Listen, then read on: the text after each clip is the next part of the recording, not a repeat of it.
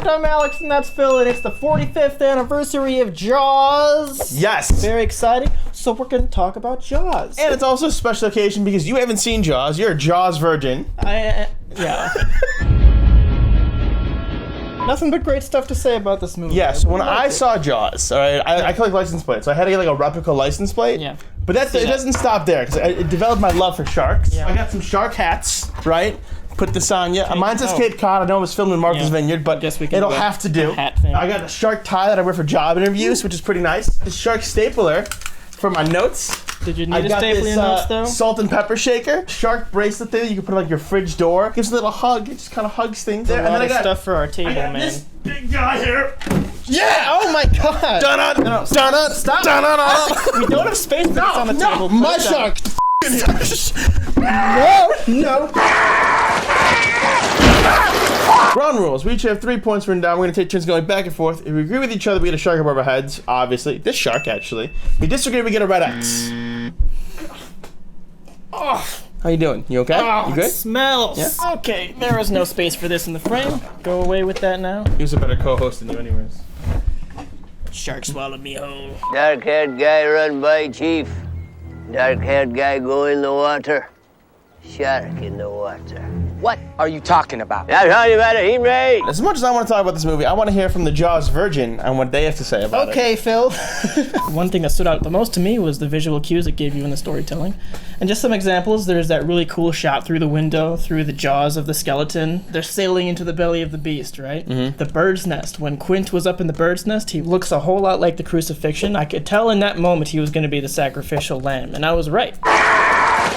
Also backed up by this shot here, where he's a silhouette. He's got this rapturous lighting behind him. Mm-hmm. And I also loved how Brody is an outsider, and it keeps showing him separate from the pack. Oh, I have a whole thing about Brody that I want to get into. Yeah, these are the tools of storytelling in cinema that Spielberg has proven why they're so useful, and he uses them so well. I was really, really impressed.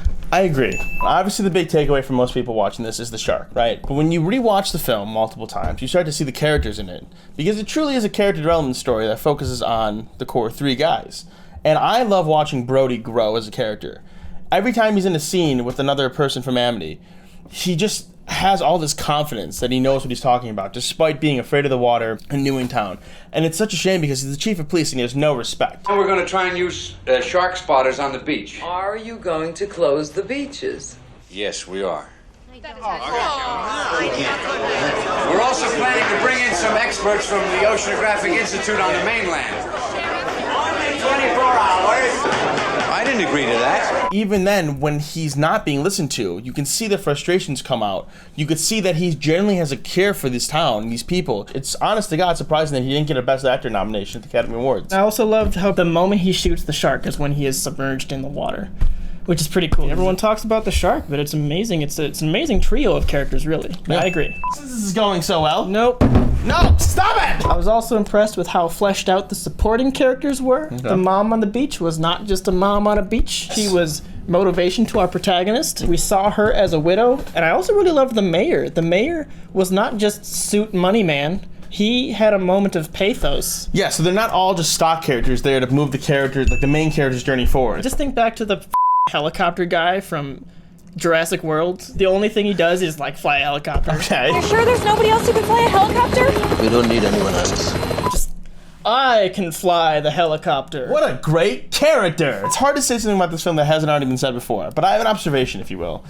All the times that they go underneath the water in this film, there's a lack of fish. There's not really any fish. There's no aquatic life. So what? That's a big deal. Fish get scared off. Oh, but there's still a bunch of fish splashing around in the water. Even when they're deep out in the ocean. I'm assuming it's fresh water. It's not fresh water. Great white sharks live in salt water. You don't know this. No, I know that great white sharks live in salt water. Okay, they can't survive for a long time in fresh water. It's a camera crew, okay? They're gonna scare away the fish. You could add fish in the ocean. What are you gonna? Or stock footage. Dude, look, he's in the shark cage. Fish in the water. That's dead fish. Dead fish. Yeah. Yes. So it scares the fish off. That does not scare the fish off. How would you like if someone was dropping dead people at your doorstep? Shut up. You bet you wouldn't like that. I bet I would run move. away. I would probably. no, but no. Yeah, exactly. I would deal with it if possible. I'd be like, hey, please stop. Please stop. Dude, I don't care. I disagree. I don't understand it. I had to clean the tank myself. Where'd the fish go? Here's another super analytical point for you. Okay. The shark was not just a shark. The shark meant something different to each of our three main characters. Each of these characters had a different reason to be hunting the shark. With Hooper, it embodied a character flaw. It was his hubris. It snuck up on him while he was in a cage of security. It was decades of karma finally rearing its head for Quint. And of course, It was the big bad for Brody. It means a lot of things to him. We've talked about that. That's the point. It stops right there. Quint, you kind of feel that it's coming to him because of his knowledge of sharks, right? And the movie felt and his complete cockiness. when that happened, right? They both face off against the shark and they lose because of their own downfalls. Yeah, it's kind of like you win the war, but you lose the battle. Again, every time you watch it, you can learn something new. The Hooper thing is the most interesting thing to me about that takeaway. I agree. Amity is such a vibrant place, and you feel like you belong there. You want a vacation there. Until a shark infests its waters. And we never get to revisit Amity at the end of the film. We never get to see Brody return to his new home, get that appreciation, that thank you. We never get that kind of closure, which I feel like this film does lack a little bit. I don't want to agree with you, because as far as I'm concerned, this is a perfect movie. But also, having, like, everything that I have learned as a storyteller says that is the last step. That's the 12th step of the hero's journey. Having said that, I like the ending of the movie. I love the last line. I think it ends perfectly. You don't need it, but you kind of want it. It's a begrudging agree. I used to hate the water. I can't imagine why. There you have it. That's our score. 5 agrees and 1 disagrees. Stop. What? No, stop it. Stop it. We agreed on a bunch of stuff. All right? Let it stay up here. He's lonely down there. Fine. Bruce, you look like you're getting eaten. Anyway, let's move on to our rattle off points. These are points that are left over from our main points. These are extra points that we want to just get out before the video ends. Let's go. So now, having seen this movie, I get in the Meg how that's a tribute to Jaws. The Meg, there was a fake out shark, and then there was a second Meg, and there were 2 sharks. Like, this is my shark. Yeah. This is my shark. 2 sharks. Do you have so many sharks. I like sharks.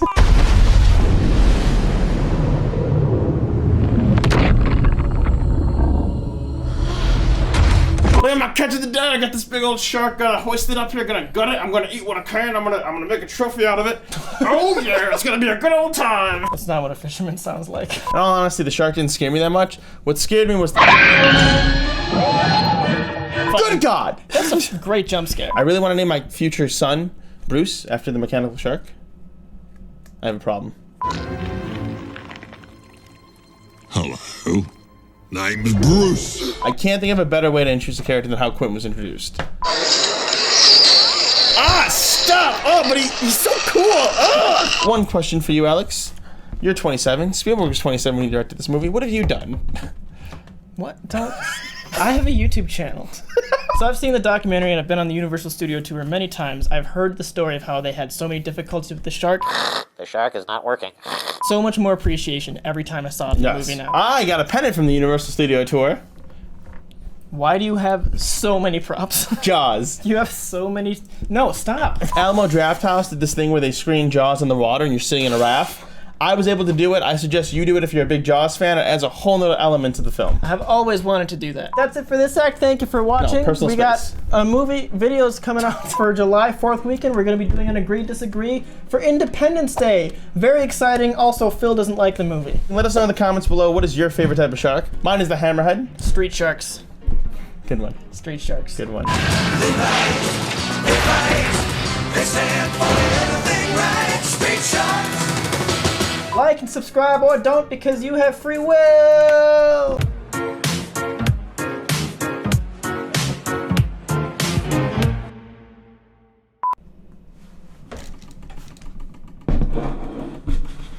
Hey Alex, you wanna go for a swim?